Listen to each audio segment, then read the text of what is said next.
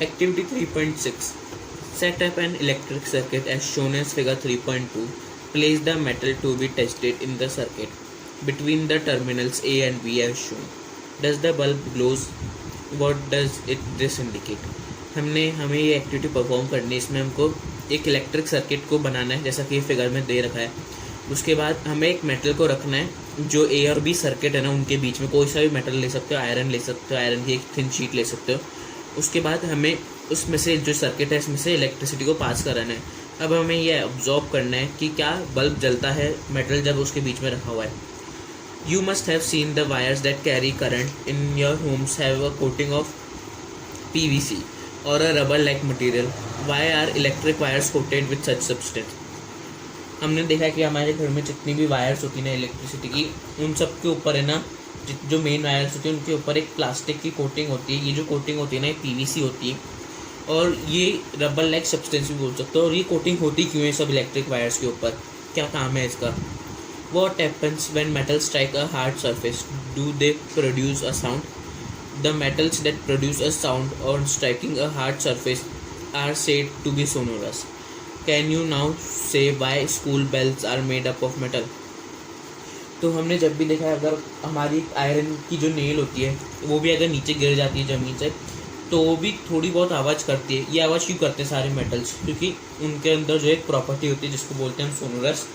इस सोनोरस की प्रॉपर्टी में होता है कि जब भी मेटल किसी से भी स्ट्राइक करेगा फिर उस पर जोर से हम हैमर मारेंगे तो उसमें से एक आवाज़ आती है। इसलिए जो हमारे स्कूल्स की बेल होती है ना उन सबको हम मेटल्स की बनी हुई होती हैं।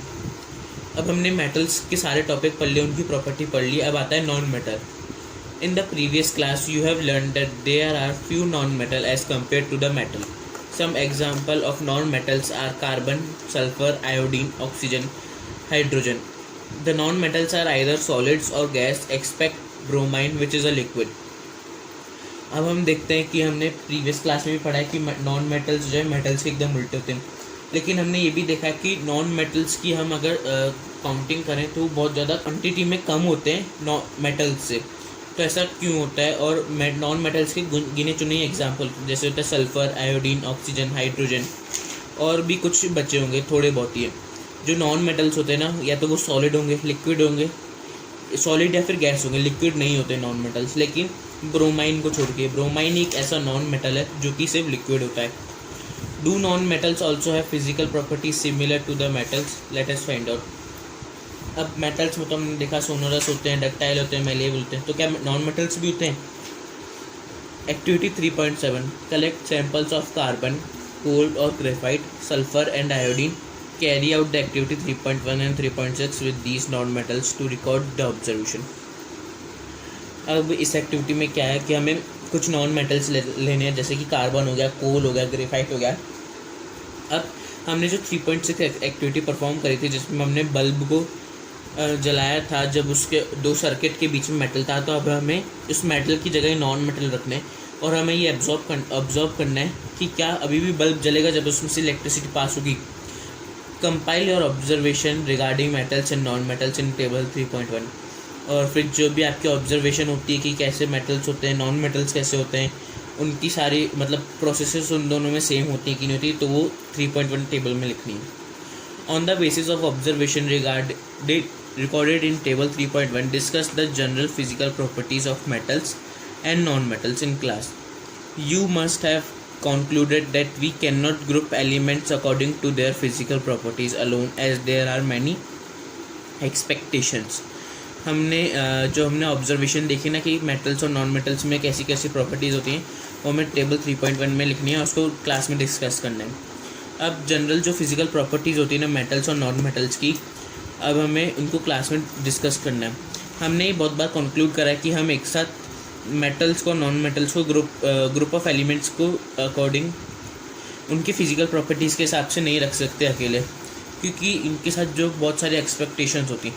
जैसे कि अगर एग्जांपल लें, all metals accept mercury exist at solid room temperature. In activity 3.5 you have observe that metals have high melting and boiling point.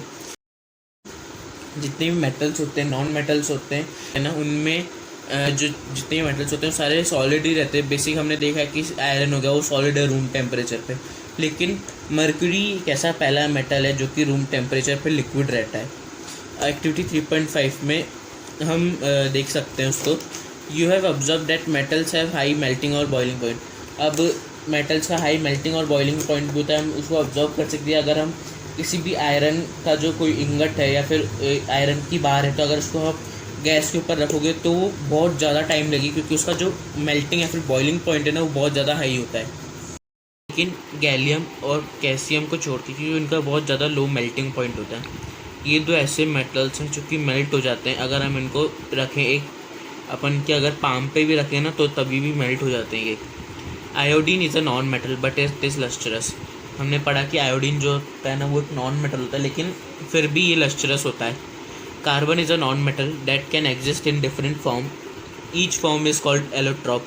Diamond and allotrope of carbon is the hardest natural substance that has a very high melting and boiling point. अब जो carbon है वो भी एक non metal है, लेकिन ये इसकी अलग अलग फॉर्म्स डिफरेंट फॉर्म्स में आ सकता है, इसलिए हम इसको जो है एलोट्रॉप कहते हैं। डायमंड एक एलोट्रॉप है कार्बन का, और ये डायमंड ऐसा पहला नॉन मेटल है जो कि नेचुरली बहुत ज़्यादा हार्ड होता है और इसका हाई मेल्टिंग या बॉइलिंग पॉइंट होता है। Graphite and another allotrope of carbon is a conductor of electricity. हमने ये तो पढ़ा था ना कि नॉन मेटल्स जो है गुड कंडक्टर नहीं होते इलेक्ट्रिसिटी का, लेकिन ग्रेफाइट होता है बहुत अच्छा कंडक्टर इलेक्ट्रिसिटी का। एल्कलाई मेटल्स वो होते हैं विद जो हम इतने आसानी से उनको अगर हम अपने हाथ पे रख के चाकू से भी काटना चाहें ना तो उनको काट सकते हैं, क्योंकि इनकी बहुत ज़्यादा लो डेंसिटी होती है, लो मेल्टिंग पॉइंट होता है। Elements can be more clearly classified as metals and non metals on the basis of their chemical properties.